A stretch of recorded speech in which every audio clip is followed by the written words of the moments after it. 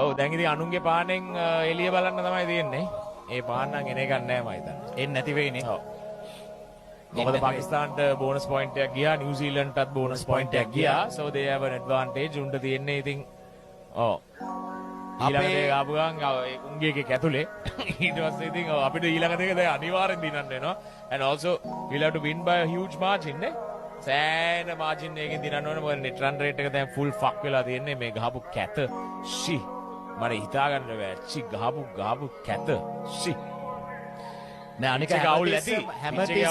හැමතිස්සම world කප් එක වෙන්නේ යූජුවලි අපි සුපර් 8 රවුන්ඩ් එකට ගියාම අරුට මූ ගැහුවොත් මූට අරු ගැහුවොත් අපිට මෙහෙම ගියොත් වැස්සොත් එහෙම තමයි අපි කවදාවත් අර ගහලා යන සීන් එකක් තිබිලා නෑ පහුගිය අවුරුදු කීයක වර්ල්ඩ් කප් කීපටම මේක පට්ට නෝන්ඩි අපෝ ගෙදෙට්ට ඇවිල්ලා නිකන් අර නෙල්ලා ගියා පුක පෙන්නලා ගියා වගේ ගෙදෙට්ට ඇවිල්ලා පුක පෙන්නලා unfortunately that's the result දාගෙන ගහන්න තිබ්බ එකක් for Sri Lanka.